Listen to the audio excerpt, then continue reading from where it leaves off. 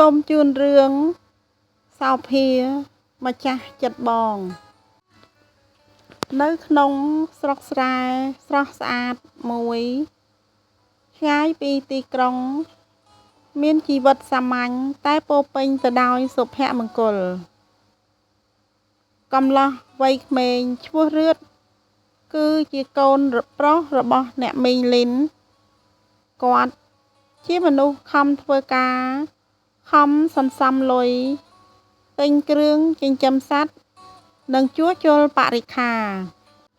តែក្នុងចិត្តគាត់មិនទាន់មានម្ចាស់ចិត្តនៅឡើយទេនៅថ្ងៃមួយខណៈកំពុងចាក់ស្រូវក្នុងព្រឹកមួយដែលព្រិលស្រទន់ស្ងប់សំឡេងមួយ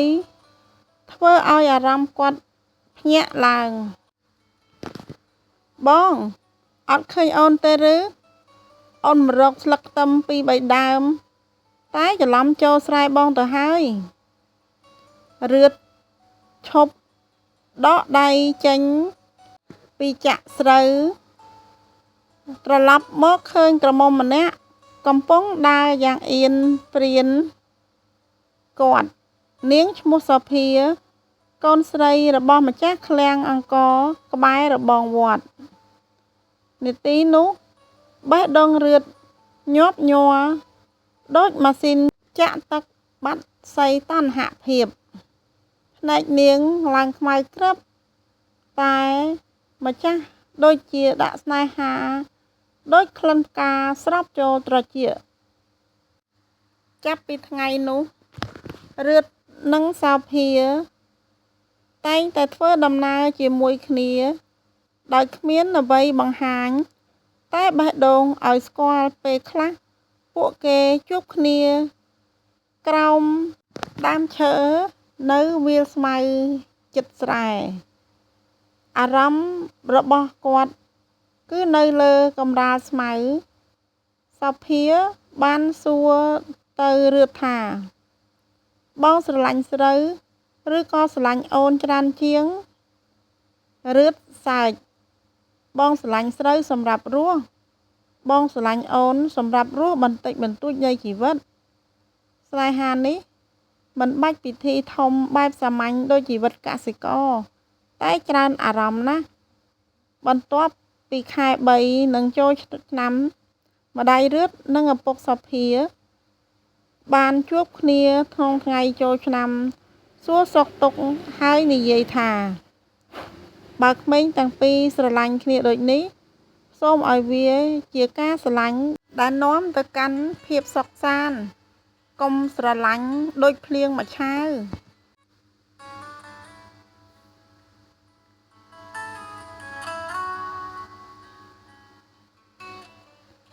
រឿងស្នេហារបស់រឿតនិងសូភា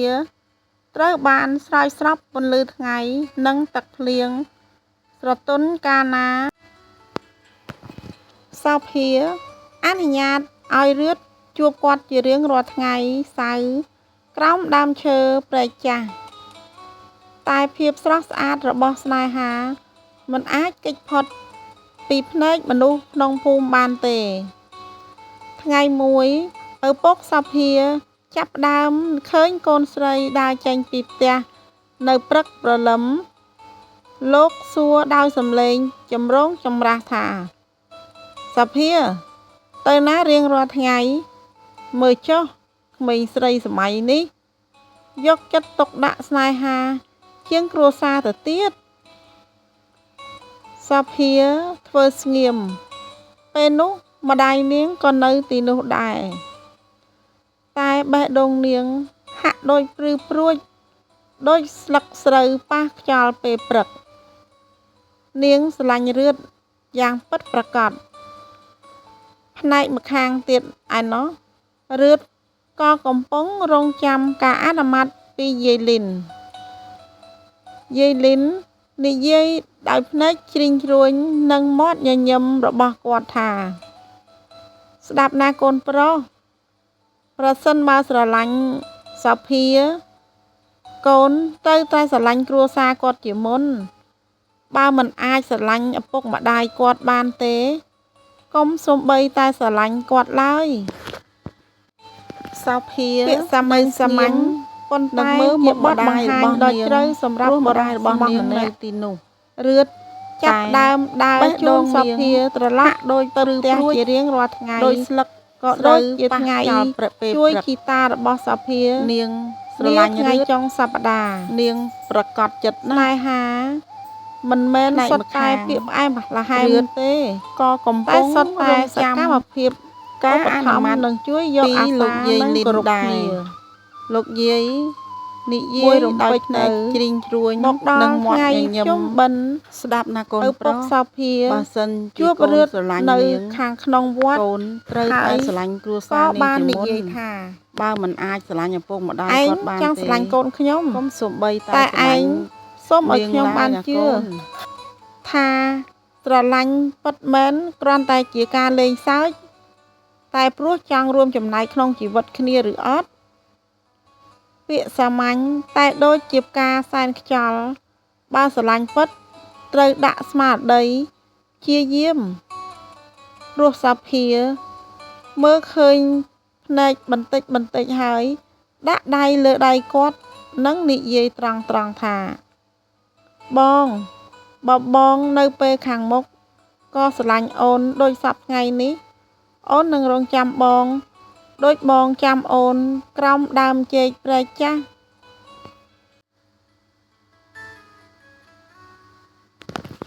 ពេលវេលាបន្តរត់ដូចទឹកព្រែកនាពេលរដូវវស្សាបន្ទាប់ពីភ្ជុំបិណ្ឌកន្លងទៅស្នេហារបស់រឿតនិងសោភាកាន់តែរឹងមាំដូចដើមឈើផ្កាថ្កើនក្នុងរដូវក្តៅប៉ុន្តែការស្រឡាញ់ពិតមិនមែនត្រឹមតែជួបគ្នានិងនិយាយពាក្យផ្អែមល្ហែមទេស្រុកស្រែស្ងប់ស្ងាត់គឺកំពុងផ្លាស់ប្ដូរមានផែនការជីកផ្លូវក្នុងភូមិថ្មីដែលធ្វើឲ្យគ្រួសាររឿតនិងសោភាត្រូវសម្រេចចិត្តថាតើគួររួមគ្នាទៅរស់នៅទីក្រុងដើម្បីរកលុយឬនៅតែរស់ជីវិតសាមញ្ញក្នុងស្រុកស្រែនៅលើច្រាំងព្រែកពេលថ្ងៃចេញពន្លឺឈ្ងុយសោភាបានសួររឿតថាបងអូនឮគេថាភូមិយើងគេជីកផ្លូវចូលធ្វើស្រែឪពុកអូនចង់ឲ្យទៅរស់ក្នុងក្រុងតែបេះដូងអូននៅស្រុករឿតតបថាបងក៏គិតដូចគ្នាបងអាចធ្វើកសិកម្មក្នុងក្រុងបានបើមានអូននៅជិតស្រុកក៏ដូចគ្នាប្រសិនបើអូននៅជាប់ចិត្តបងគឺមិនមែនជាកន្លែងតែជាមនុស្សរឿតសម្រេចចិត្តទៅចុះបញ្ជីបើកស្រែជីវភាពនៅជិតទីប្រជុំជនហើយសោភាធ្វើសេចក្តីសម្រេចធំបំផុតនៃជីវិតគេនាងទៅប្រាប់ឪពុកម្ដាយថាពុកម៉ែកូនគិតថាស្រឡាញ់ដែលមានភាពទទួលខុសត្រូវគឺស្រឡាញ់មានគុណភាពរឿតគឺមនុស្សដែលកូនជឿហើយស្រឡាញ់ឪពុកសោភាឈប់ស្ងៀមបន្តិចហើយនិយាយថាដោយស្មោះត្រង់បើឯងជឿលើគេឪពុកនឹងជឿលើឯងតែស្រឡាញ់មិនមែនសំឡេងស្រទន់ទេគឺជាការបដិញ្ញារស់នៅជាមួយគ្នាពេលមាននិងពេលអត់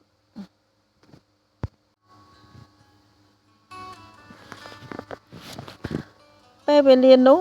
ពួកគេដើរចេញពីស្រុកស្រែមួយតែស្នេហាគេនិងស្នេហាស្រុកស្រែមិនដែលចាកពីចិត្តនឹងការចងចាំឡើយដើមឈើព្រៃចាស់នៅតែមានប៉ុន្តែពេលនេះអ្នកដែលធ្លាប់ស្រឡាញ់នៅក្រោមដើមឈើនោះបានក្លាយជាគូប្តីប្រពន្ធដែលកំពុងសាងអនាគតថ្មីបន្ទាប់ពីសម្រេចចិត្តធំជាស្ថាពរសភានិងរឿតបានចាកចេញពីស្រុកកំណើតដើម្បីចាប់ផ្ដើមជីវិតថ្មីនៅជិតទីក្រុងទីនោះ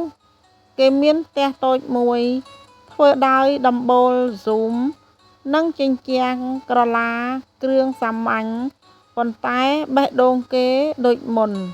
ស្រឡាញ់ដដែលរឿតទៅជួយកសិករនៅតំបន់គ្រួសារនៃព្រៃស្លាហើយសោភាជួយលក់ស្លឹកក្រូចសើចនៅផ្សារតូចទោះជារស់នៅក្រៅស្រុកក៏ដូចរស់នៅក្នុងស្រុកក្នុងចិត្តគេក៏ដោយ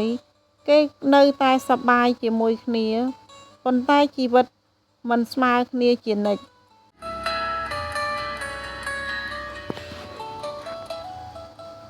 ថ្ងៃមួយមានក្មេងស្រីម្នាក់ឈ្មោះរំដួលមកជួបសោភានៅផ្សាររំដួលគឺជាក្មេងស្រីពីភូមិជិតស្រុករឿតកាលមុនក៏ធ្លាប់ស្រឡាញ់គ្នាជាមួយរឿតនាងនិយាយក្នុងសំឡេងងាយតែប៉ះបេះដូងសភា